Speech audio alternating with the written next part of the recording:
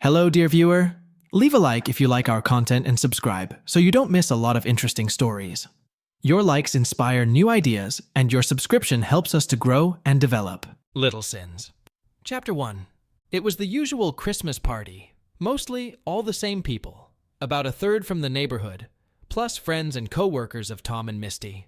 They always throw a good party. We moved to the neighborhood last year, but my wife Wendy and Misty had been friends for a long time. They worked together at Wendy's first job until I stole her away to make her mine. This was their 5th holiday party, which we had attended every year since our wedding. I was afraid that Wendy might tie one. She had given birth to Ginny, our first child, a little less than 4 months before, and this was only the second big party we had attended since then. The last one was a Halloween party at Thomas's house, but by then she was recovering, emaciated, and still carrying an extra 15 pounds. She also abstained from alcohol, as it was only 5 weeks postpartum, and she was still nervous about the effects of alcohol on breastfeeding. We had our own party in mid-November, but there were only 4 couples at the barbecue, and since it was held at our house, among close friends, I wasn't worried about Wendy getting a little grilled for the first time in almost a year. She deserved it. Besides, a tipsy Wendy always meant wonderful love afterward. Tom had a big house. There were no small ones in the gated community where we lived. The party was scattered all over the house. Kitchen, family room, living room, media room, dining room, foyer, porch, garage, backyard. I know because I just finished making the rounds looking for my wife.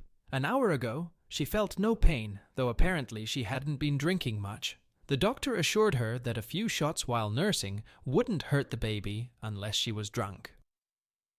After he gave her a chart showing how long it takes for alcohol to leave the body, she was happy. She would decant and store the milk for a few weeks, so she had a clear conscience, and wouldn't have to feed Ginny multiple times after the party. I knew she wasn't going to hold back, and I wanted to keep an eye on her. She could be a sloppy drunk, and I wanted to find her before she got too obnoxious or rowdy. Alcohol was pouring down in rivers, mistletoe was popular, and the flirting was getting a little out of hand. On the second pass, I found her sitting in the corner, alone, smiling and watching. This was something we liked to do as the night went on. Find a good vantage point and watch everyone make a fool of themselves. The apprehension I had been feeling disappeared.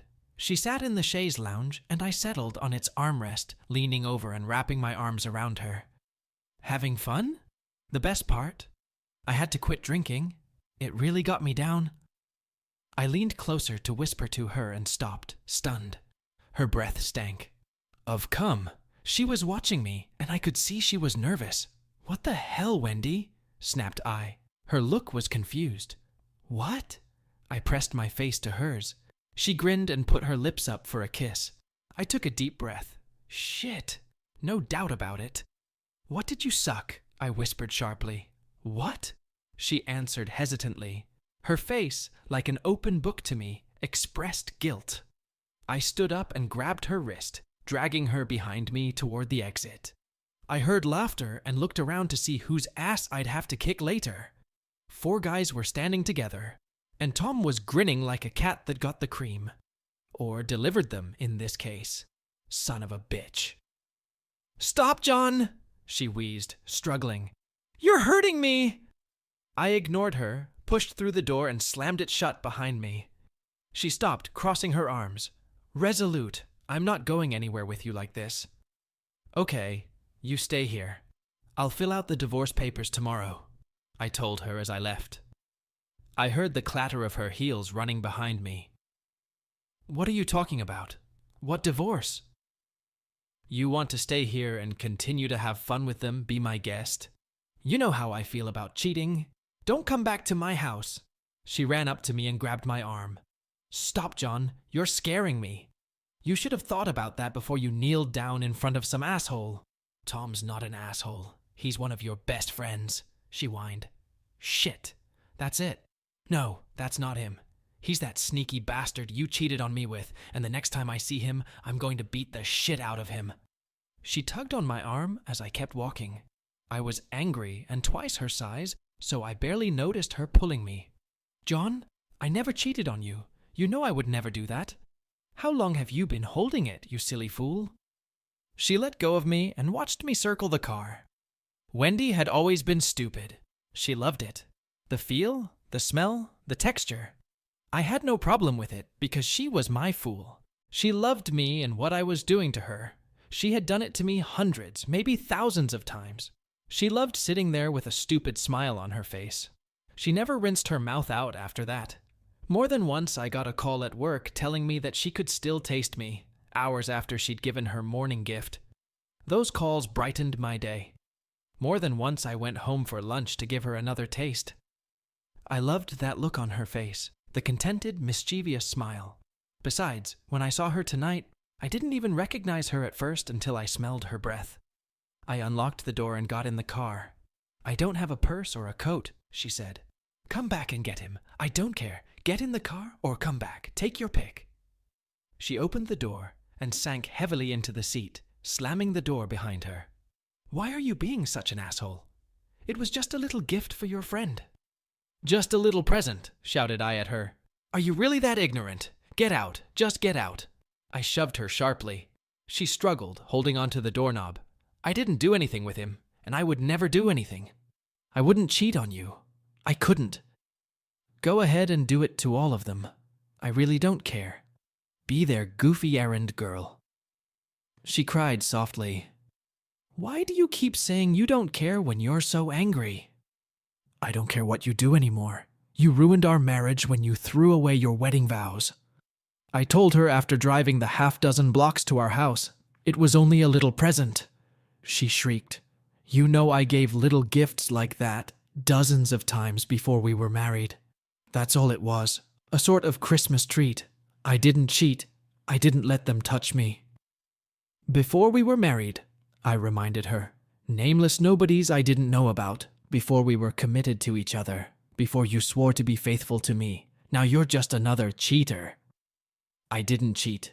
I tell you that all the time. Why don't you believe me? I never lie to you. You know that. I'm not lying, even now." "How much?" I asked. "How much what?" She answered nervously. "You said them. How many little gifts did you give?" "Tonight?" "Damn it!" I yelled to her, slapping my hand on the steering wheel as I pulled into the driveway. "What time is it today?" I asked, trying to calm myself down. "2," she said quietly. "Tom and... I'm not going to tell you. You're just going to get mad about something stupid. And you're not going to beat up Tom either. He hasn't done anything wrong. Then you can stay here or go back to the party. You're not coming into my house. It's my house too. Not since you ruined our marriage. You can talk to your lawyer. I'll get a restraining order in the morning." Unlikely, I know, but it sounded good. I got out of the car and slammed the door behind me, unlocking the back door. Again, the noisy clomp of her 4-inch heels chased me. The sound annoyed me beyond belief. "Please, John, this is stupid." I opened the door and pressed my hand against her chest, preventing her from going any further. "Oh, am I a fool now for wanting my wife to be faithful?" "Jared. The other one was Jared, okay?" She snapped back. "Good? Did you say okay? It's supposed to be okay that you gave 2 little gifts to 2 other strange men today? They're not weird. They're our friends," she objected, standing up on the step. "Friends? You humiliated me. My wife is a cheater with our friends at the biggest party of the year, and everyone is laughing at me behind my back to my damn face. I won't be able to see any of them again. You ruined us. Our marriage. Our life. How could you?" She put a hand on my shoulder, but I shook it off. "They're not laughing at you. They would never do that. They think you're the luckiest guy in the world. They might get a couple quick gifts, but you get them every day for as long as you want. I'm yours, not theirs."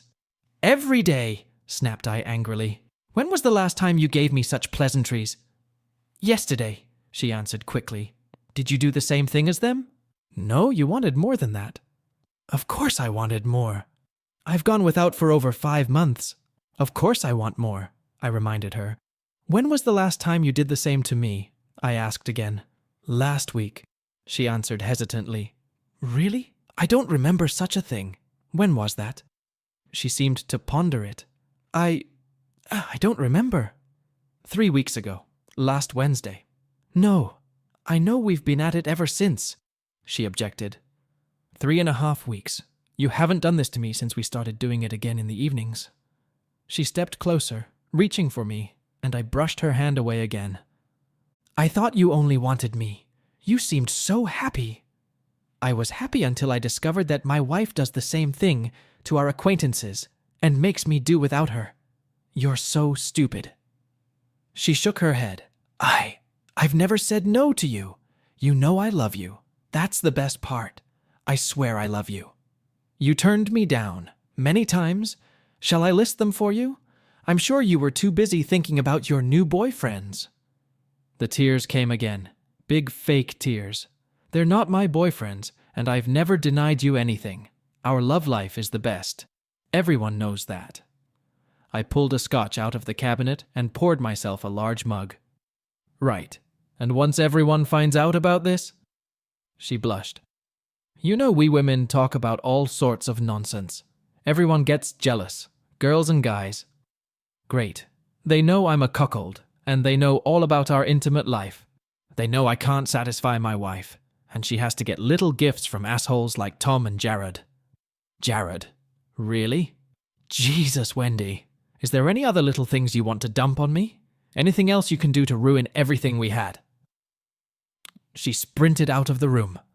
Fuck you, John. Why do you put so much importance on a lousy act? I watched her disappear into the bedroom, closing the door behind her. No way. No way. I followed her and tried the door. It was locked. Stupid! I growled and kicked the door with all my might, shattering the frame.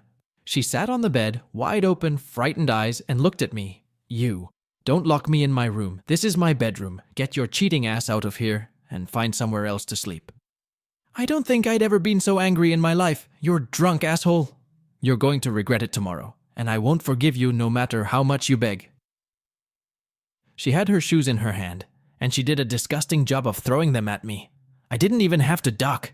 Wendy ran crying out of the room, and I slammed the door behind her. I fell back onto the bed, feeling the tears come. How could she do this? Why? What had happened to us? I slept restlessly, imagining her doing it, men lining up, waiting their turn. I couldn't shut those images off in my brain, and I suspected I never would. I finally got out of bed, tired and miserable. A quick shower didn't help. I left the room and headed for the kitchen. My formerly loving wife sat there, staring at me coldly. I poured myself a cup of coffee and took a sip. I took a piece of plain white bread and ate it, hoping it would settle my stomach. I avoided looking at her. Are you calm enough to explain yourself yet? She asked. Yes. I've already thought about it. I'll have the paperwork ready on Monday. I'll pay child support for the one whose child it is. There will be no alimony. We've only been married 4 years. We'll split everything 50-50. What are you talking about? We're not sharing anything. We're going to sell the house. Hopefully we won't lose too much on it. There's not much money in the bank. Whosoever's child it is. She's your child, John. You know that. I don't know anything. Nothing about you. I would never have believed you were a lying cheat, but there you go. Every day you learn something new. I didn't cheat. Stop saying that. So did you or didn't you do it with Tom? I asked. I said I did, but that's it. So did you or didn't you do it with Gerard? Why do you keep asking? I told you I did, but nothing else. He never touched me. Who else? How many more? I asked, sipping my coffee and trying to act determined, confronting her betrayal. Why? Why do you want to know? Does it really matter? I swear I didn't cheat on you with any of them. I need to know who I can never face again, whose asses I'm going to kick, whose lives I'm going to ruin the way they ruined mine. Please stop this, John. You're scaring me. Calm down. Nothing has happened. We're going to be fine, even better than fine. Just calm down. Who, Wendy? Who's else? Aaron, okay? Just Aaron. Tom 3 times, Aaron once, and Jared once. That's it. 5 stupid little gifts, and you're so worried about it. Damn it. I wish I'd never done it. I wish you wouldn't do that either, I said. We can hire lawyers if you want, or just get a no-fault divorce like the Penningtons. I won't accuse you of infidelity. I want joint custody if DNA shows Ginny is mine. I don't want a divorce. Me too, I told her. We really can't afford to drag this out. Your daughter will get hurt. Let's keep this simple, okay? I don't want to fight about this anymore. Obviously, we have a problem that I didn't know about. I'm sorry for what I did to bring you to this. I would have prevented it if I could have. I loved you, you know. Oh God, John, stop saying that. We're not going to get a divorce. Jeannie is yours and you know it. I've never cheated on you. I wouldn't cheat on you. I love you and I know you love me. So stop this nonsense. How can you say you didn't cheat on me? You had a night out with other men, with several men, many times. You probably would have added a few more last night if I hadn't caught you. Stop lying. Just admit it and let us move on. I'm not going to use this as a reason for our divorce. I didn't have that with them. I was giving them a lousy little gift. Less than 5 fucking minutes with each of them. Jesus, how many times do I have to explain this to you, you idiot? Is she really that stupid? Is she? I walked over and took her hand. She jumped up from the chair, her old tattered robe open, showing me her exquisite body. One I would never be able to enjoy again. I pulled her hands away from me, grabbed my phone, and walked with her into the living room. Sit down. She sat up, still clinging to my arm. I called my mom and pressed the speaker button. After a few rings, someone picked up. John, did you have fun last night? Hey, Mom, is there any chance you can watch Ginny a little longer? Wendy and I have some things to do. What happened? What's going on? Is there a problem? Never could fool Mom. No, it's just something we need to take care of. Can you watch her until tonight? I'll call you before we come get her. Of course.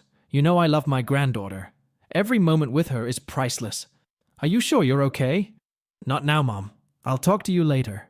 Wendy watched me as I hung up the phone and dialed the next number. It rang several times before the phone was picked up. Hello? Hey, Misty. It's John. Sorry we had to leave early. Hell of a party. What happened? Tom said you left here around midnight without saying a word to anyone. You practically dragged Wendy with you. Is everything okay?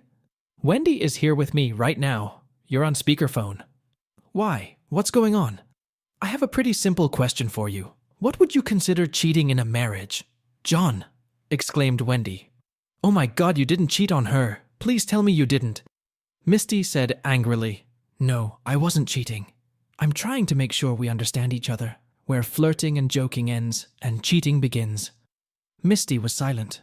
What did she do? Please, can you help us? You're her best friend. When is cheating? God, I don't know. Anything to do with an evening with another man, sure. I think it could be cheating even before you do it, emotionally, when you decide you're going to do it. What do you mean by those words? Please elaborate. John, this is awkward. Would you like to talk to Tom? No, I certainly wouldn't prefer to talk to him, I answered her hotly. Oh no, she moaned. Please tell me they're not treason. When is it treason? I think anything to do with breasts and so on. I think you know what I mean, she said. Through your clothes? How about the ass? I don't think light touching is cheating. There's a lot of that going on, you know. It's not that serious. Rubbing someone's butt while dancing or having a friendly rub-down isn't that bad. Not between friends. That's all it was, right? What about the toughest thing that could happen? Any of that cheating? What kind of crazy question is that? Anything related to that is obviously cheating. You mean through underwear, for example. That probably wouldn't be cheating. If it was with completion on both sides, would that be cheating? I asked. What the hell is going on, John? Of course, coming as it does would be treason. Thank you, Misty. I'm sorry we bothered you and made a little scene last night. Please, John, what's wrong? You can't leave me like this. What are you talking about? Wendy? Later, I promise. Thanks for your help. I hung up the phone and looked at my unfaithful wife. Wendy didn't look the least bit remorseful. That's silly. Of course she would say that. Their lives are shit. She'd never do something like that to Tom. What does she know? I called 6 more of her friends, and all responded the same way, except for a few caveats, such as that it's not cheating if both spouses agree to it, or if they're separated, or if it's forced. They're wrong. She continued to assert, if you can't conceive a child with him, it's not cheating. So if you let someone spend evenings with your wife, it's not cheating. She blushed. I didn't say that. That's exactly what you said. You can't have a baby with that. Hell, according to your definition, if you're on the pill, it's not cheating. She was getting angrier and angrier. You know I didn't mean that. No, I have no idea what you mean. What do you think cheating is? I asked. Anything that involves a full evening in bed is cheating. And the little gift you gave our friends, no? Of course not. That's not love. Look, my bodies are private. I cover them up. No one sees them except you and my doctor. I mean, the ass isn't really, but it can be used that way. I keep myself for you, just for you. No one is allowed to get close. Mouth? No. It's in plain sight. Eating, talking, breathing. Kissing? Exactly. Kissing is not cheating. We kiss people all the time. We kiss our parents and our child. The mouth is not the same as everything else. What about our case? Isn't that what constitutes cheating? There's a male element and your mouth present? She nodded. Obviously. But until his body and his mouth come together, it's not cheating. If any guy tries anything like that, he's finished. So if I go to Misty's right now, lay on top of her, it wouldn't be cheating. Of course. And why would you want to when you have me? I'll do anything you want. Damn, you're confused. That kind of behavior with a woman is cheating, but with a man it's not?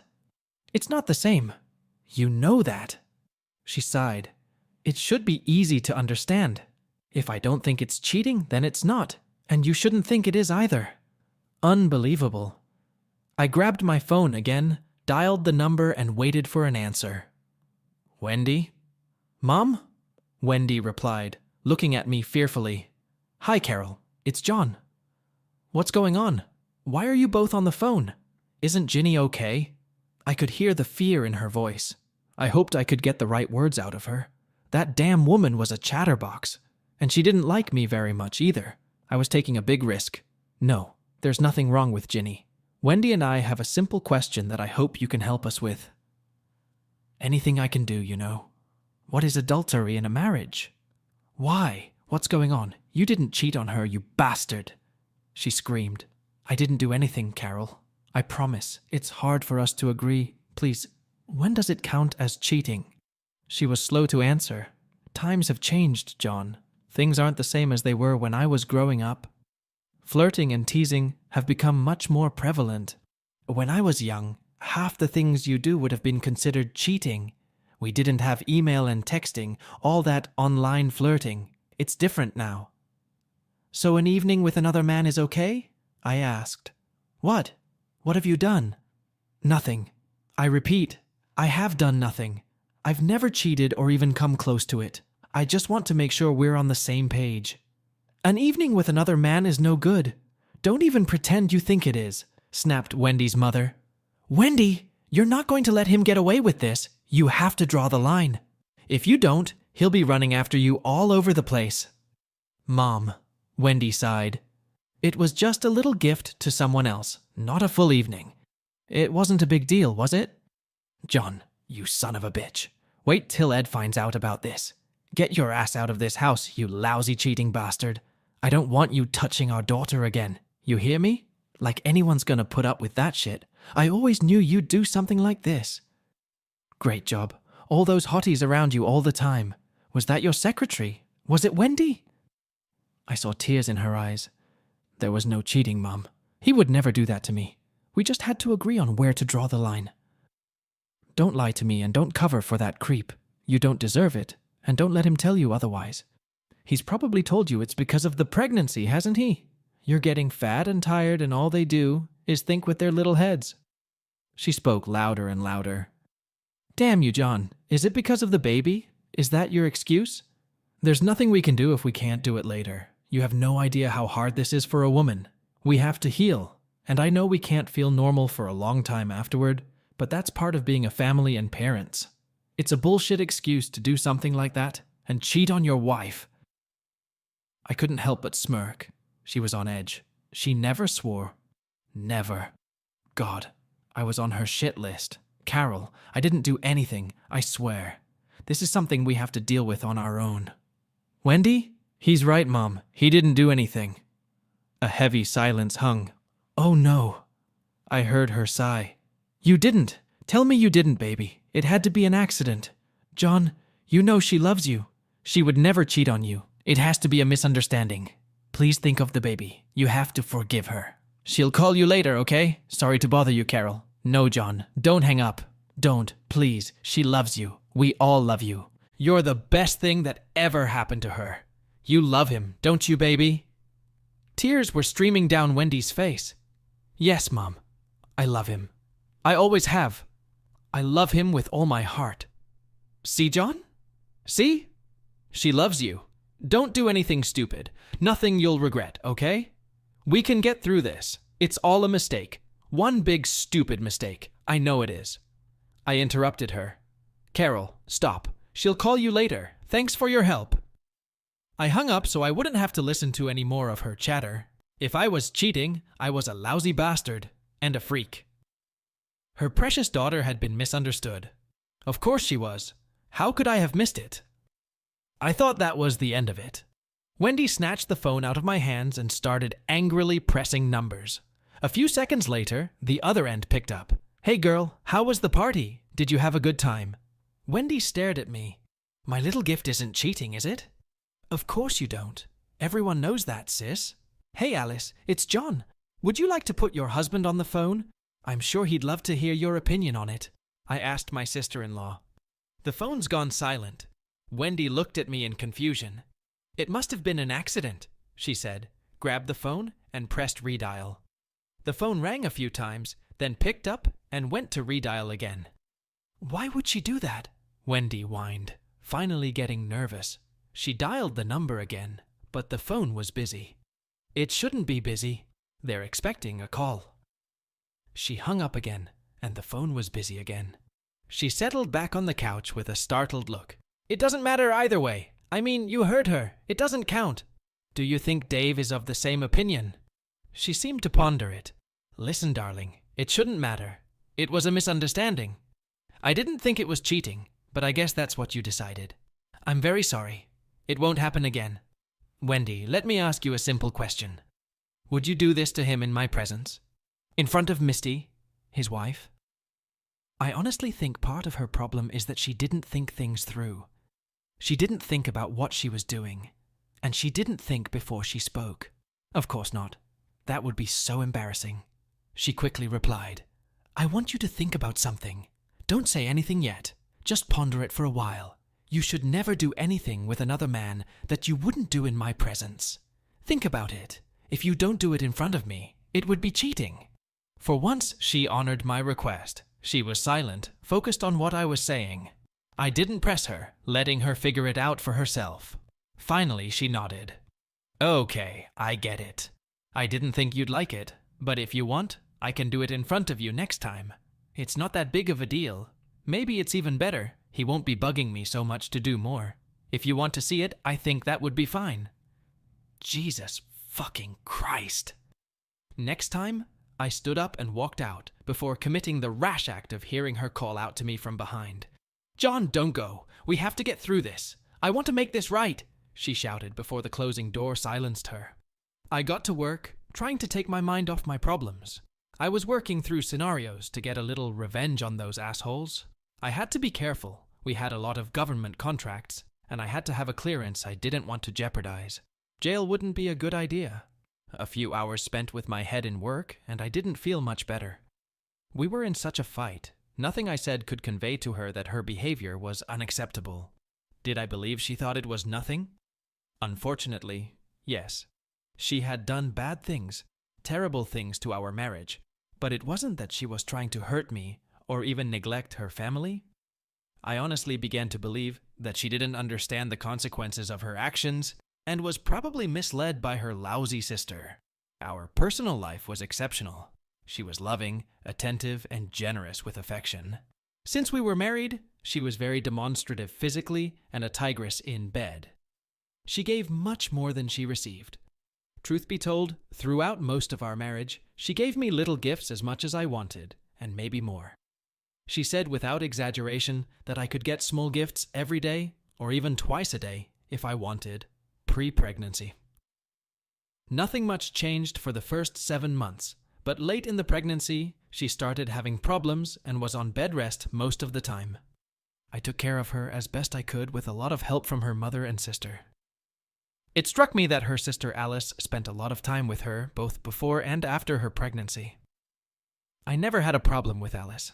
She was friendly, attractive, and seemed to have a solid marriage. She liked to flirt a little, but nothing excessive. We didn't socialize too much, but I never had a problem with her. Until now.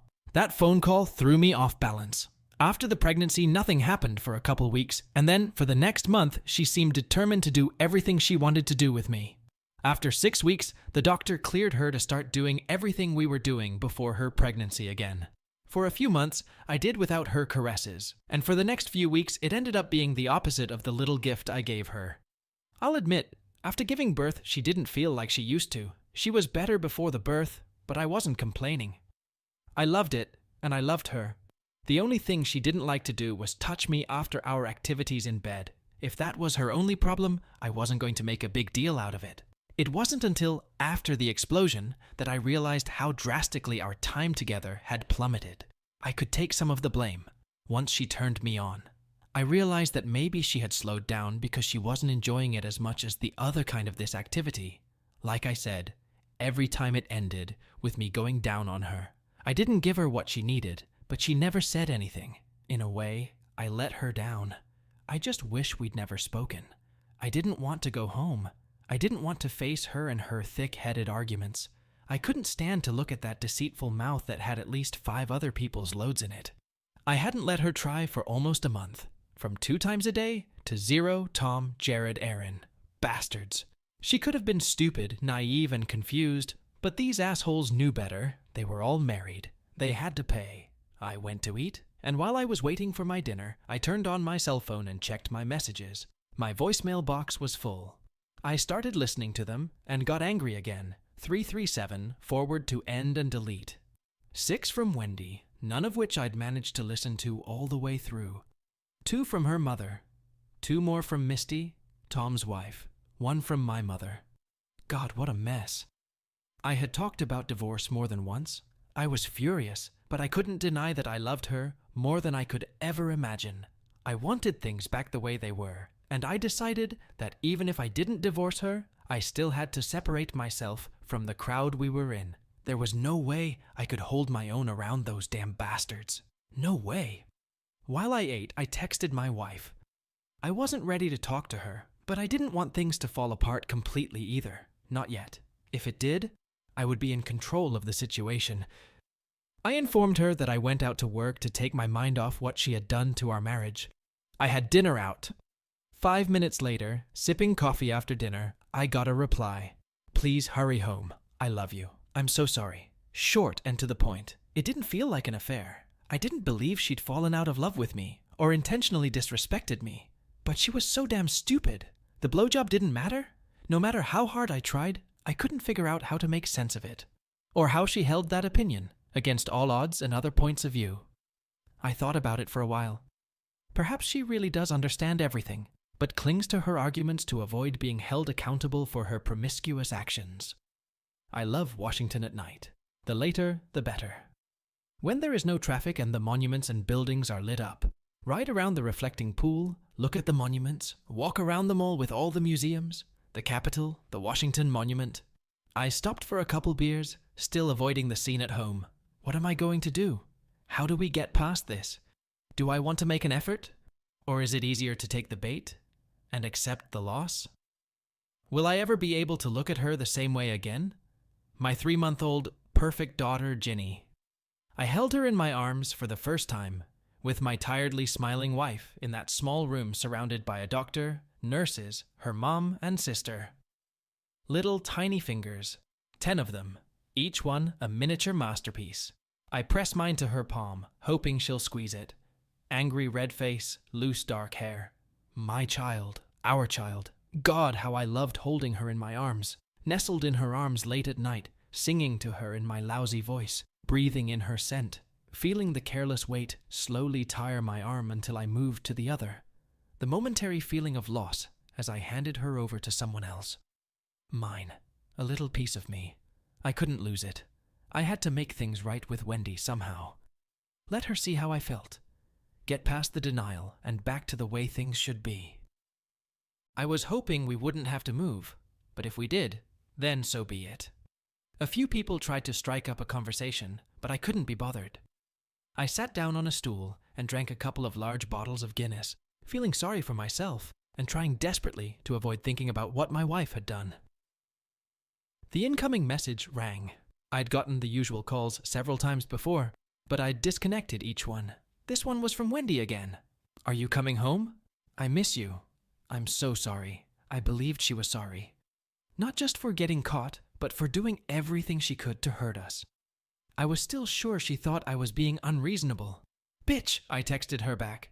"Soon. I love you too. Give Jeannie a kiss for me." Her reaction was immediate. "She's staying with her mum. Thank you." I paid the bill and got in the car, taking a moment to make sure that the beer I'd had at dinner and 2 more at the bar hadn't left me too weak to drive.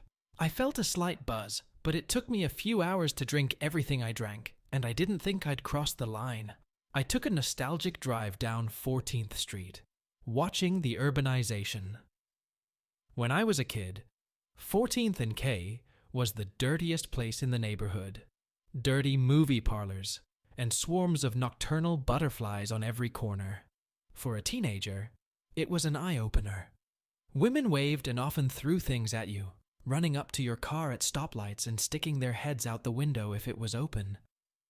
I remember an unpleasant-looking woman poked her head out my window and immediately reached for my legs. Her skirt was so short that you could see everything that was hidden. My buddy Ralph laughed as we pulled away. He sat in the back seat and claimed to have reached through the window and played with her skirt, while she tried to convince me of you-know-what. It wasn't the same anymore. Urban renewal. I drove past the park on K Street and turned right onto L, the next street up, headed east to 7th Street, Georgia Avenue, and back home. As I approached the corner of 11th and L, I began to see the same landmarks I remembered from back then. The girls were still around. It's just that they had moved. I thought it was a little ironic that they had set up store right next to the Department of Justice building. At a stoplight, I heard a knock on the window. When I looked back, I saw a young girl looking hopefully out the window. I still can't tell you why I rolled down the window. "Want to have a good time?" she asked tentatively, leaning over and showing me her bust, keeping her shirt unbuttoned. "Aren't you a little young for that?" I asked, without thinking. She blushed. "Really? No kidding. A blushing night moth." "I'm legit, if that's your problem. I promise it'll be okay." She looked up and down the street. "You're not a cop, are you?" I laughed. "No, I'm not a cop. You're not, are you?" The seeds of the idea had already taken root. She shook her head. "Can I come in?" It seemed strange. But what did I know about girls like that? Isn't it dangerous?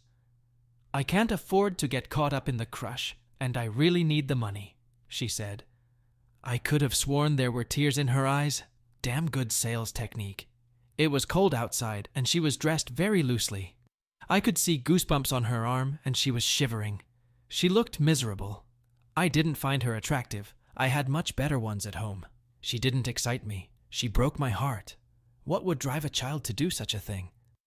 I pressed the unlock button and watched as her long, skinny legs slid into the car, a 4-inch clear plastic heel with a platform of at least 2 inches. She slid her red vinyl skirt into the car and closed the door, then rolled down the window. "In the car? Or do you have somewhere else to go?" she asked. "Don't you have a place nearby where you take your Johns?" She shook her head. "I work alone, and I try to keep it that way. I don't need some dumb bastard taking my money and telling me what I have to do." "How long have you been doing this?" I asked, starting to wonder what I was doing. She smiled. "You're a talker, aren't you? Can I at least get $20, even if we don't do anything? Time is money, you know." I took Mass Avenue through Mount Vernon.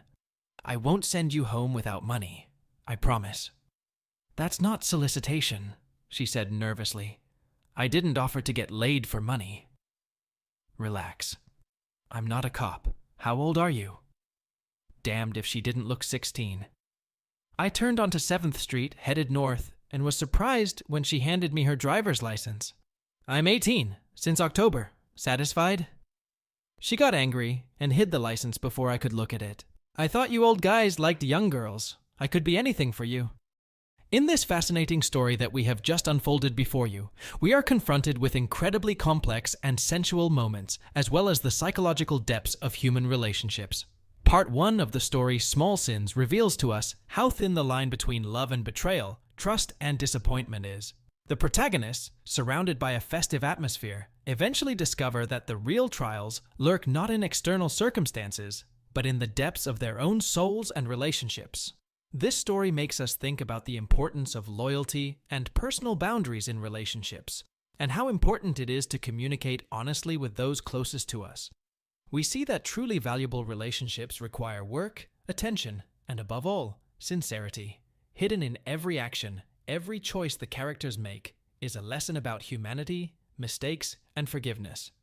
Don't miss the second installment of this compelling story, already available on our Patreon with no restrictions. The intrigue deepens, and you won't want to miss what awaits the characters next. Will misunderstandings be overcome? Will they be able to find their way to a true understanding? Join us to find out the answers to these questions and more.